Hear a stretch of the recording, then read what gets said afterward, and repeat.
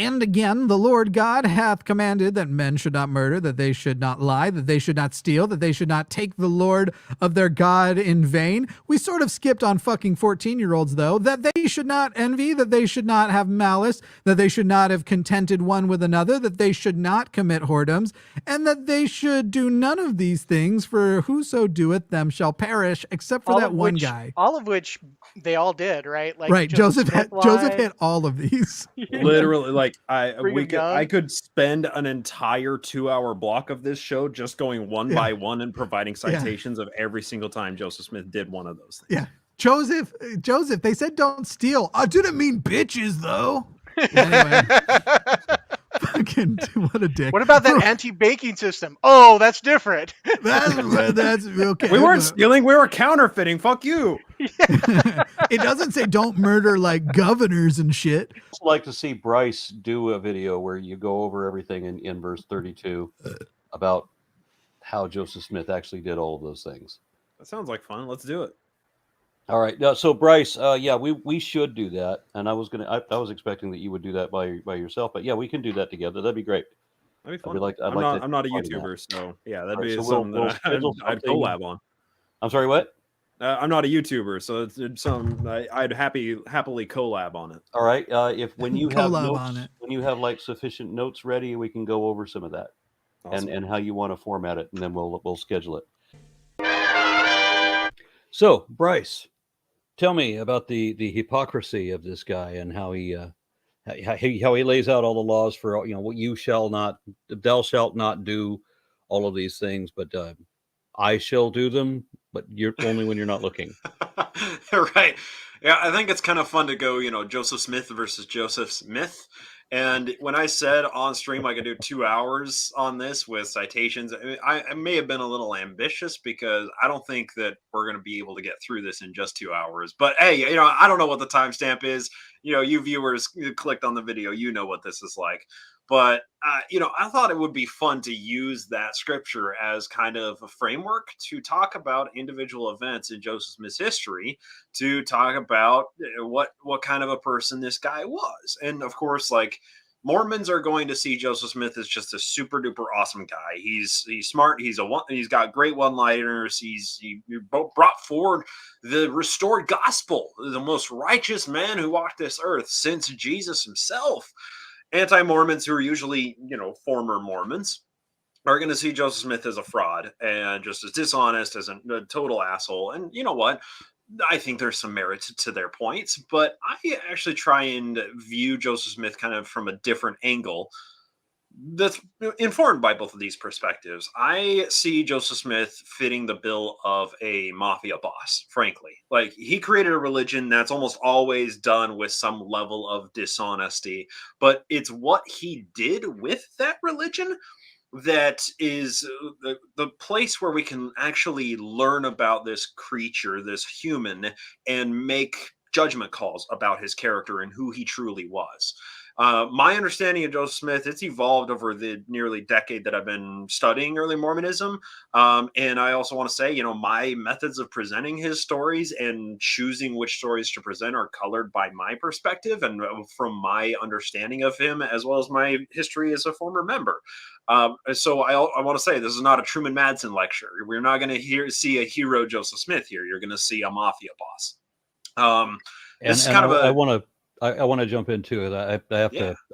I want to say, first of all, while I was baptized in the Mormon Church, and I'm clearly not in any way associated with them now, and I had to go through great lengths to get my name taken off their rolls, including signing the document where I admit that, where I acknowledge, I have to put my signature on a statement they write that says that I acknowledge that I am risking the soul that I don't have to go to a hell that doesn't exist. Because everybody who isn't Mormon is apparently going to go to hell. What kind of psychology is that? But I never considered myself Mormon when I was on their books. And, I was kind of I don't know. I didn't want to put a label on myself, because how do I know that I know, or how do I know that I believe everything necessary to be a Mormon? I just didn't like the way the label was working. I was being more objective than that. And since I hadn't studied any other religions either, how do I know that I don't fit with one of them a little better? So I preferred not to name myself a denomination, but neither am I in the former Mormon capacity that other people are, where, yeah, I see religious leaders as fraudulent. Clearly, if fraud is defined as a deception to gain money, then yeah, every ministry is engaged in fraud. It's just a question of whether that fraud is illegal and why. Right. Because there's a lot of people that want to be lied to. But we are talking about a guy who was convicted of fraud from using seer stones to find, to point to people, to tell them where to dig holes to find their buried golden treasure. I guess they just didn't find it, and so then he ends up in jail. Or he didn't go to jail, did he? He got the conviction and somehow skirted the punishment, and then used seer stones to find golden tablets that have magical writing on it, and he's built a religion on that. And I find all of that, it's not just dubious and questionable. That's fraudulent. Right. And it's important for us to take note of the early history of the church and the history of Joseph Smith particularly, because if we can talk about his magic and his treasure digging and say that this is fraudulent, and the gold plates that he found were found and translated by the same means, then clearly the whole thing is a fraud. But I tend to not care much about that conversation. My conversation much more focuses on what he did with his religion, because the evolution of this religion from 1830 to 1844 illustrates the mentality of somebody who was given towards demagogic and tyrannical leanings, somebody who had an affinity for his own authority and wanted to control as many people as possible through propagandistic and tyrannical and in many ways fascistic methods. I don't say these terms lightly. Religious leader. Right, very typical. But I also point out that Joseph Smith, in some ways, stands above others. Let's just say he has exceptional performance when it comes to tyrannical tendencies. And this is kind of going through this. This is topically based. We're going to use the scripture as a framework to discuss individual stories. If you want a chronological take, go listen to Naked Mormonism. That's my podcast. It's a serialized history. Or if you're not a podcast watcher or a listener and you just want on YouTube, I did a 27-part series with David Fitzgerald on the Myth Vision show. You can find that as was a really, really fun project, and it goes through this chronologically. But I figured just topically, this may feel a little disjointed, but using the scripture as framework, let's talk about some stories in Joseph Smith's history. And I do want to provide citations. I don't want people to come away and be like, oh, well, that was Bryce told me, so I think it's true. Hey, I want you to chase my research. I want you to recreate my research if that's something that interests you. I want to show my work. That's how the science of history works. It's a social science. It's a soft science, but you illustrate by providing the documents and the reasoning behind the conclusions you come to. I hope that everyone else is able to conclude with a degree of certainty that Joseph Smith does fit the bill of a mafia boss. And let's start with a big one. The opening commandment in this scripture was that men should not murder. Now, there really isn't a specific record or document or artifact that shows that Joseph Smith murdered somebody. And I say that that's because he was a savvy mob boss. Dons don't get blood on their hands. They're not that stupid. And Joseph Smith was a great deal many things. Stupid was not one of them. He may have been ignorant about a lot of things, but he was clever and extremely intelligent. So I want to talk about a guy named Grandison Newell. Now, about 5 years into Joe's church, he was running a massive deficit. They were building the Kirtland temple. And I'm going to screen share here so everyone can see what this temple looked like and what the purpose is that they went into so much debt for. So here we can see the Kirtland Temple, and this temple, it cost somewhere in the ballpark between $40,000 and $60,000 at the time, which is just bumping close to $2 million in 2023 money. In order to build this, the Mormons weren't wealthy. Joseph Smith was just a very destitute farm boy and odd jobber his entire life before becoming the prophet. So the Mormons themselves, there were a few wealthy Mormons, but by and large, they were farmers, they were merchants, they did, just regular jobs with regular income. So this, in order to build this temple, of course, this granted a great deal of prestige to Joseph Smith. You have a large congregation, a few thousand members, you have this huge church building, that gives you a degree of legitimacy in the competitive market of religion at the time. But in order to fund this and in order to fund his own extravagant lifestyle, Joseph Smith created a communal pool that he commanded the Mormons to put all of their properties and all of their businesses into. And this was called the United Order. The early Mormons were communists, and early Mormon communism had all of the trappings of every other system of communism, in that it's designed to be fair and it's designed to be supportive for all of the people who are participating in the system. But of course, just like most other systems of communism, Joseph Smith was more fair than everybody else. He was more equal than everybody else. So all of the more than 100 companies that were put into this, Joseph Smith skimmed the profits off of the top, and he ran almost all of them into the ground in just a span of about 4.5, 5 years. So as a result of all of this, he ended up owing a lot of people a lot of money, and one of these people was Grandison Newell. Now, Grandison Newell is an interesting character because he was also kind of a market competitor to Joseph Smith, in that he was a wealthy businessman, just like Joseph Smith was. They both had control over lots of companies. They both had control over thousands of acres. They were both fairly wealthy, and therefore they were market competitors in business. But also, Grandison Newell was a creditor of Joseph Smith's, and Grandison Newell tried to sue Joseph Smith on numerous occasions, some marginal success, in order to get money that was owed to him by Joseph Smith. Well, Joseph Smith didn't like Grandison Newell, obviously for a lot of reasons, and he commanded a couple of his apostles to put Grandison Newell out of the way. Now, the reason we know about this is because they didn't pull the trigger, and Grandison Newell sued Joseph Smith as a result of this, as well as the Kirtland Safety Society. We'll get to talk about that in a little bit more detail soon. And a couple of these apostles who were responsible, who were tasked with putting Grandison Newell out of the way, were called onto the stand to testify about what happened.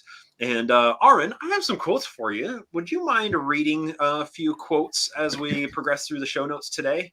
Because, hey, Sure I want people to understand my sources. I'm bringing sources to the table here. I'm showing my work. This is a quote from D. Michael Quinn, writing in Mormon Hierarchy, Origins of Power, June 5th, 1837. At Joseph Smith's trial for conspiracy to commit murder of Grandison Newell, Apostles Orson Hyde and Luke S. Johnson acknowledged that Smith seemed much excited and declared that Newell should be put out of the way, or where the cows could not find him. He said destroying Newell would be justifiable in sight of God, that it was the will of God. Yeah. Now, Aaron, in reading through Joseph Smith, we talk about, or we covered the story of Laban. And Laban, the story of Laban and Nephi is a story that is told in Mormon churches across the globe basically every Sunday in some capacity. And the story from the Book of Mormon is that Laban is a guy who has brass plates, and he's apparently painted as an antagonist. He's an evil character in the book. Nephi is our hero character. God commands Nephi to go and get the brass plates from Laban, to go steal the brass plates from Laban. And God provided Nephi an opportunity, in that Nephi came upon Laban while he was just pass out drunk. God commanded Nephi to cut off the head of Laban. And Nephi resisted the will of God. He said, "No, I don't want to kill this person. It's not a moral thing to do." And God said, "No, I'm commanding you to do this. You do this." And Nephi said, "Okay, cool." And he cut off the guy's head, put on his cloak, and then went and played dress up for a minute, and went and stole the guy's brass plates, and then fled into the desert. This story that's told in Mormon churches, where Nephi is the good character because he followed God's commandment to murder somebody. And I think this right here illustrates a very dangerous trend that Joseph Smith was beginning to tap into in 1835. He's still at 10 years almost ahead of him when this is going on with Grandison Newell. He is commanding his apostles, by the will of God, to kill somebody who is a problem for him. That's a dangerous trend for Mormons to know this, for Mormons to believe in the story of Laban, because now we have a religious leader who is using the will of God to convince his followers to murder. And where does that go? Like, where does that trend lead to? The first time that a religious leader has that thought is a very dangerous thing, because that can set them on a trajectory to becoming a tyrannical leader, to becoming somebody who is a warlord prophet, the way that Joseph Smith wanted to be, the way that Muhammad was. And notably, people called Joseph Smith the Mormon Muhammad because he waged war multiple times against various states, and he relished in that nickname. He thought that he was indeed the Mormon Muhammad or the Mormon Moses. These are some dangerous tendencies, and as a result of the Grandison Newell, and if you want to check my sources on that, D. Michael Quinn, Mormon Hierarchy, Origin of Power. That's his first book in the trilogy of the Mormon Hierarchy series. It's an excellent read. There's also the Kirtland Safety Society and the Fraud of Grandison Newell, a legal examination that was written by Jeffrey N. Walker. That's a BYU Studies article. That's an article that is published by a BYU believing Mormon historian. And he deals with Joseph Smith very carefully and very kindly and generously, in my opinion. But he does deal with the information quite forthright, and that's something that when the church-owned BYU puts out an article that I think is good scholarship, I'm more than happy to advertise that out there. So the only reason it's important that the believers also express, regardless what your opinions are of the man or of the religion or what have you. Here's somebody who believes in the religion and ultimately, to some degree, had to have believed in the prophet in his capacity to be a prophet, at least, but is still detailing that, yeah, but this is still a fact. Yes. And any BYU employee has to get what is known as the ecclesiastical endorsement, just like every student does, which is to say that they meet with their bishop or stake president on a regular basis every year, and that bishop then writes them a letter of recommendation that they are following the commandments. They are following the gospel well enough. They hold a temple recommend that therefore they are a good enough Mormon to be employed by BYU. So this person's job is on the line for them being a believing Mormon. And still, in the case of this article, and in many BYU Studies articles, I cite them all the time in Naked Mormonism and Glassbox and whatever. In many of these articles, these are believing Mormons who deal with the history very upfront and forthrightly. And that's something that I admire. I think that's really, really helpful for them. There's a whole lot more to the story than that. But continuing on, that men should not murder. Grandison Newell only survived this commandment of God because the people who Joe told to pull the trigger, they lost their nerve at the last second. Not so much the case when Joseph Smith gets out to Missouri. Now, what happened in Ohio? There's basically two churches. There was the Ohio church that was run by Joseph Smith and Sidney Rigdon, and there was the Missouri church that was run by the Whitmers and Oliver Cowdery. Well, when Joseph Smith got into debt so much, when he lost a bunch of lawsuits against Grandison Newell and a bunch of other creditors, and when he created a bank and started printing his own money to resolve his debts, and the bottom fell out of that, he was How could that happen? Well, I will tell you, one thing that didn't help was filling up barrels of beans and putting a bunch of coins on top and putting it in the basement of their building and saying, that's our security. And convincing all the people that they had barrels full of gold when it was just fucking beans. So the bottom was destined to fall out on this. We're going to talk more about the Kirtland Safety Society in a minute here. But the bottom falling out on this, as well as Joseph Smith being discovered in the barn with the 16-year-old maid, a number of other things caused the Ohio church to essentially excommunicate Joseph Smith. There was a hostile takeover in the Kirtland Temple by the Parishites. They came in with pistols and Bowie knives, and it was this huge drunken brawl. There was some really bad shit that happened in Ohio. Joseph Smith fled in the dead of night to escape the creditors and went to the Missouri church. And when he got out there, Oliver Cowdery and the Whitmers were not a big fan of Joseph Smith and his leadership decisions, so he held a cleansing. And in order to enforce his cleansing, he created what was known as the Danites.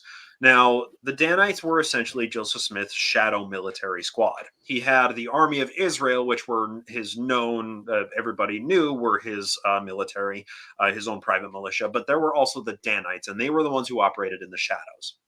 And they went by a few different names. First, they were the Brother of Gideon Society. Then they were the Daughters of the Zion. And then that apparently that was not masculine enough or something. So they were rebranded to the Danites, referring to the book of Daniel, in one of the most apocalyptic books of the book of the Bible, of course. So he forms the Danites, and in order to let's say convince Oliver Cowdery and the Whitmers to leave town, Joseph Smith wrote what's known as the Danite Manifesto. Now, it's bickered whether or not Joseph Smith authored this. I think these are Joseph Smith's words. They could have been Sidney Rigdon's words. In any case, Joseph Smith was the leader of the church, and the church was a leader of the Danites. So Joseph Smith was the head of the Danites by just transitive property, in my opinion. So we do have what's known as the Danite Manifesto. And Aaron, if you wouldn't mind reading the Danite Manifesto for us, just a fun little example of Joseph Smith's demagoguery. There are no threats from you, no fear of losing our lives by you, or by anything you can say or do will restrain us. For out of the country you shall go, and no power shall save you. And you shall have 3 days after you receive this communication to you, for you to depart with your families peaceably, which you may do undisturbed by any person. But in that time, if you do not depart, we will use the means in our power to cause you to depart, for you shall go. And vengeance sleepeth not, neither does it slumber. And unless you heed us this time and attend to our request, it will overtake you in an hour when you do not expect, and at a day when you do not look for it. And for you there shall be no escape.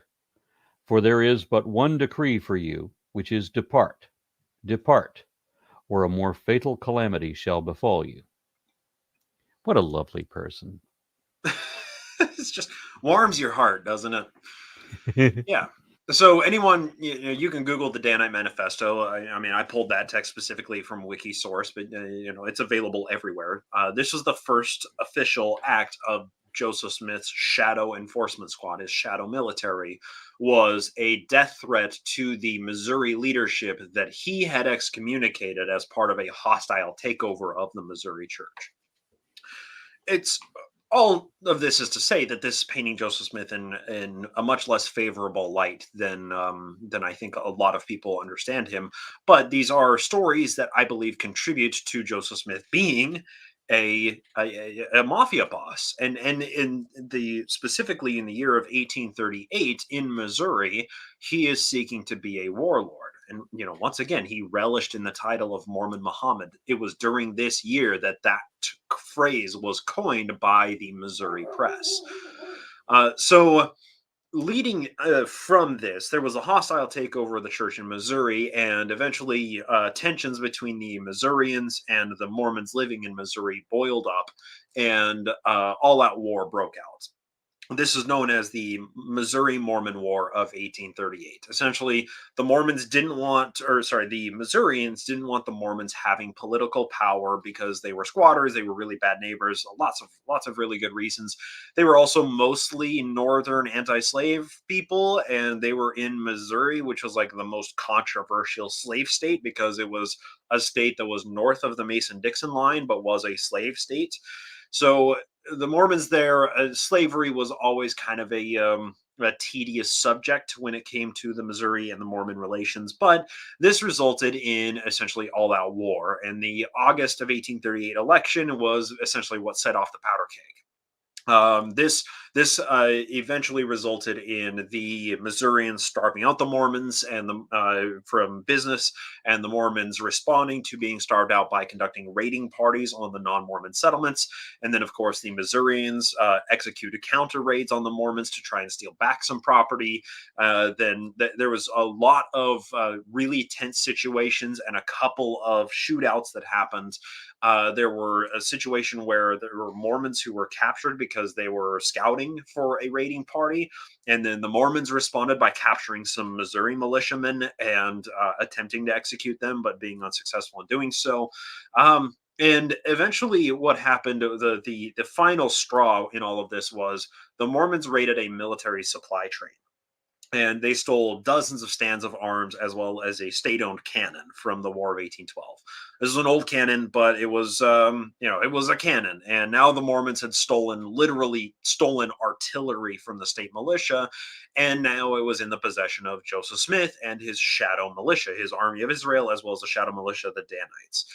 So, because of all of this, Joseph Smith, using this newfound technology of a cannon, as well as the stands of arms that he had acquired from this military supply train, the Mormons aggressively attacked a state militia that was camping inside what was kind of known as the Mormon territory in this conflict. And this resulted in the Battle of Crooked River. And anyone can Google the Battle of Crooked River, or you can read the book, The 1838 Mormon War in Missouri by Stephen LeSueur. There's also a really good master's thesis that was done in 2016 by Tabitha Merkley. It's basically a literature review and a historiography of the 1838 Mormon War. And that's just titled, Understanding the Mormon War of 1838. And that's from Utah State University master's thesis. So essentially what happened was, before daylight broke, the Mormon Danites attacked the state militia at this bend on Crooked River.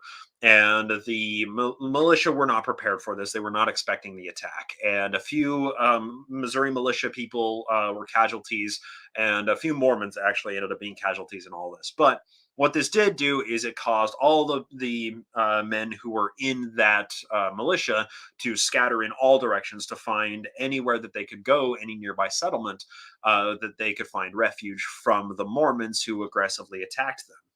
And what that had the effect of doing was all these soldiers running away in the pandemonium. They said, oh, the Mormons attacked us and they killed a whole bunch of our men, and we got to stop the Mormons. And then, of course, I think it was only 2 Missouri soldiers who actually died in this gunfight, but it was a battle. It was open warfare.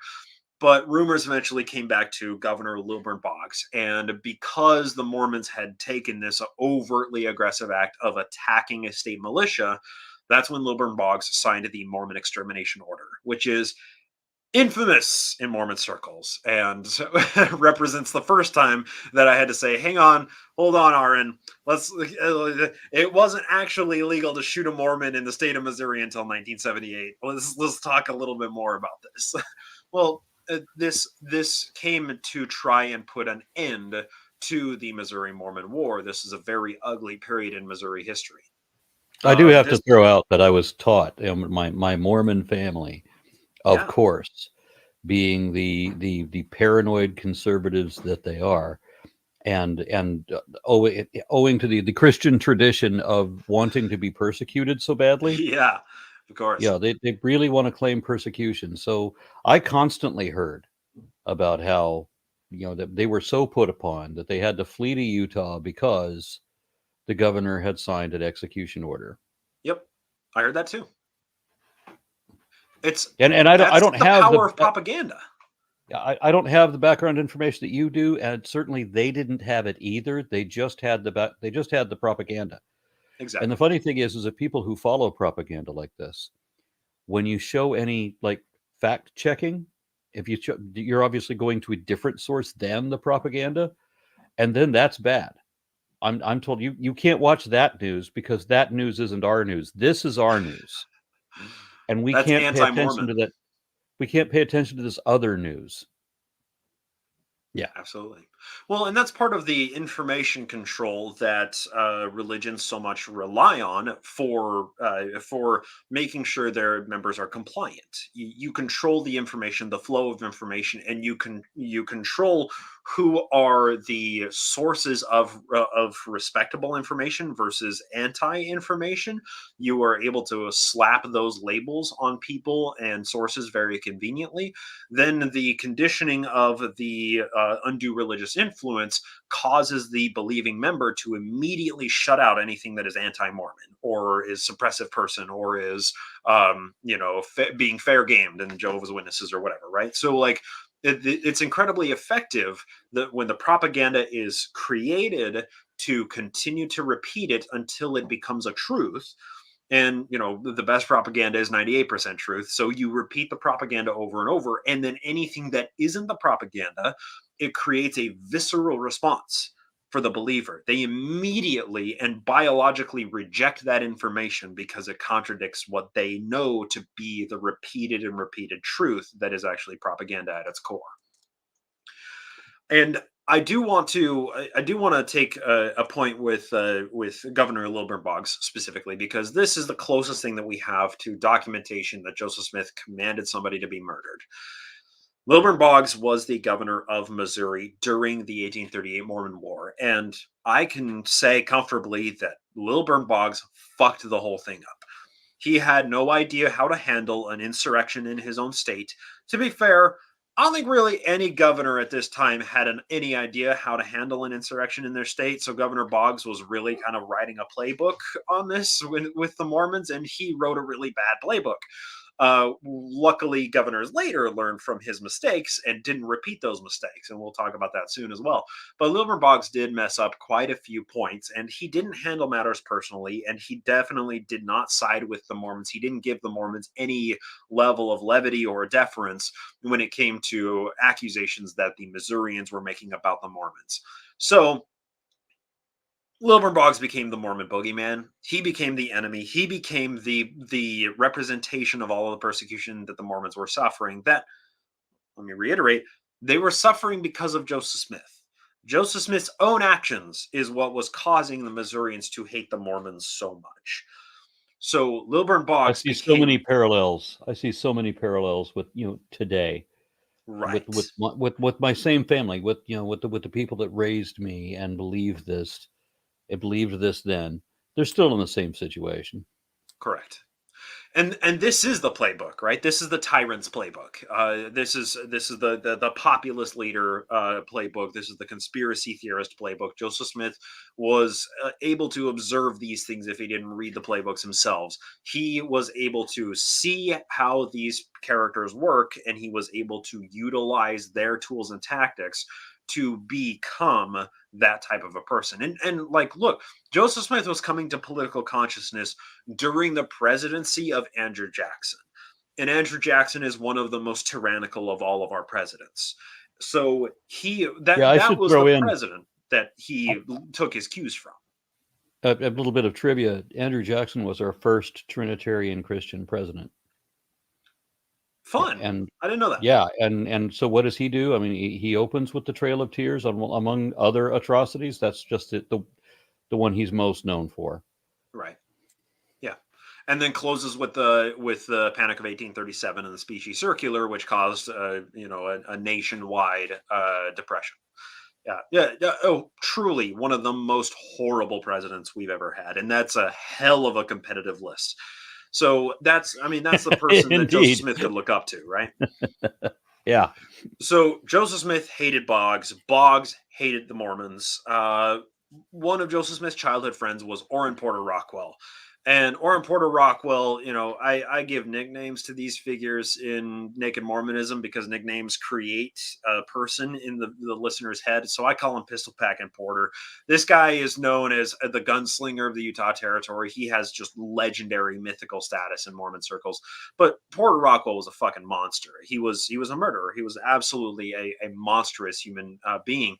He was also a childhood friend of Joseph Smith. They would get in drunken brawls together with, at the local bar. They were just absolute best buds.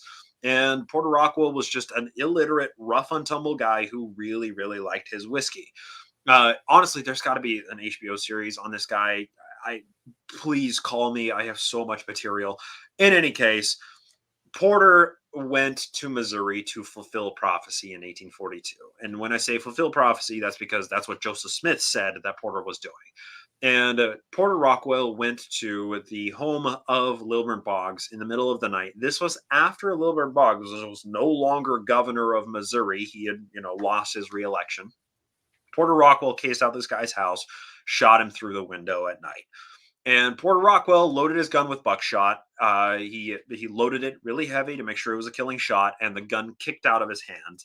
And it was a rainy and muddy night, and he scrambled around and couldn't find the gun, and then fled on foot.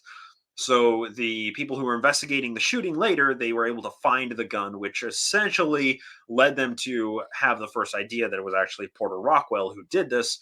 And Lilburn Boggs survived the gunshot.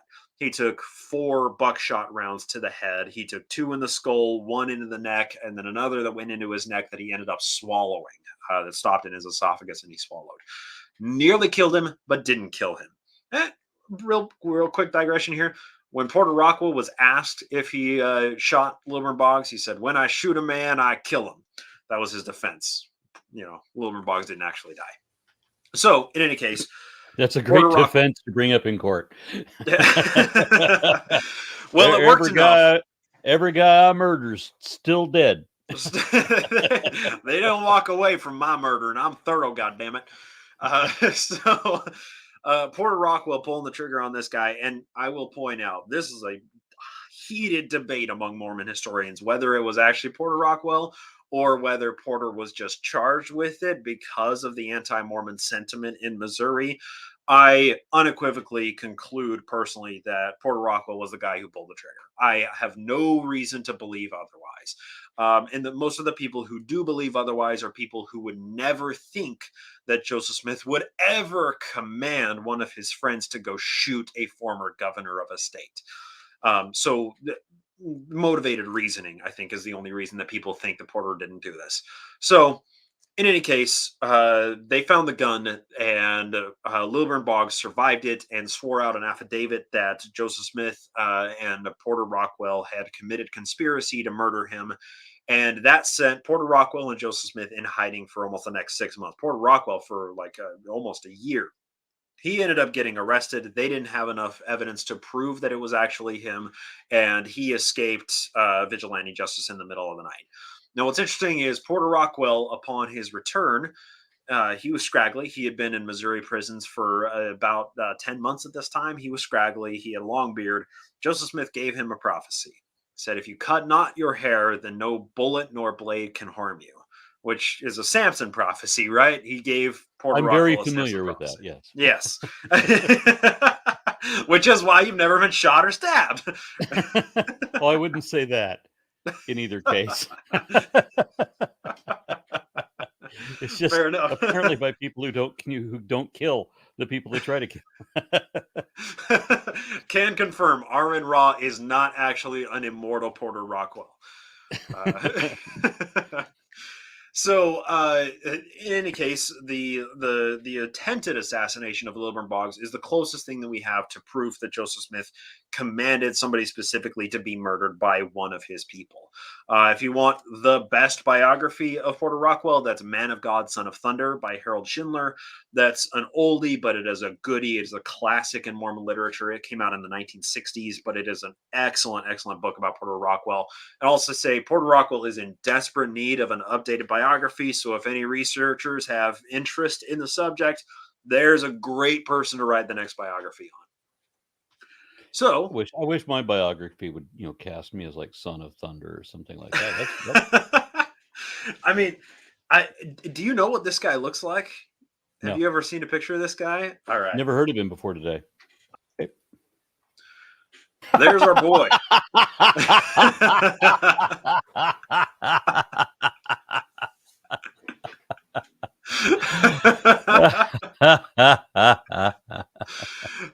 There you go. Yeah, we didn't see that kind of cowboy in the Old West movies ever.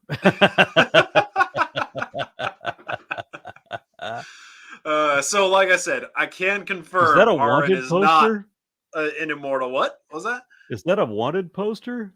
No, that's it. That's his biography, Man of God, Son of Thunder. That's a Hal. It looks like a wanted poster. Was it meant to? I wouldn't be surprised. There's a wanted poster of him. There you go. I don't know if there ever was an actual wanted poster for him. There was for Bill Hickman, who was his competitor in Utah gunslinging. But yeah, so that's the soulless dead eyes of Porter Rockwell for you. And I will also note my favorite whiskey is this.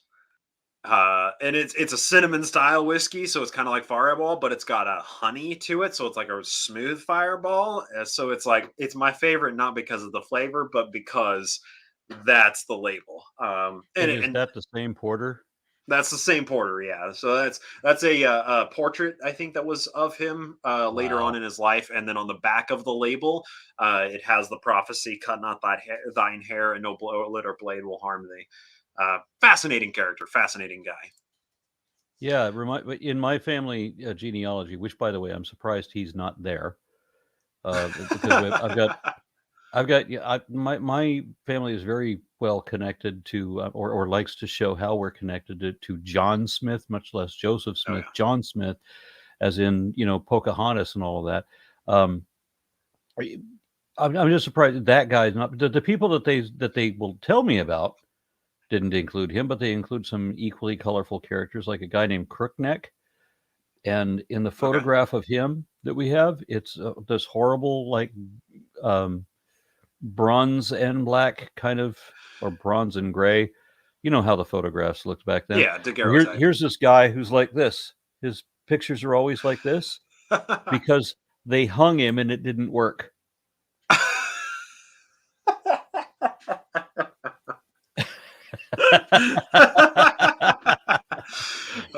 They should have had someone like Porter hanging him. When he hangs him, man, he gets dead. Folks were just harder to kill back then. They don't make people like they used to. Well, I'm still here. Shot and stabbed, I'm still here.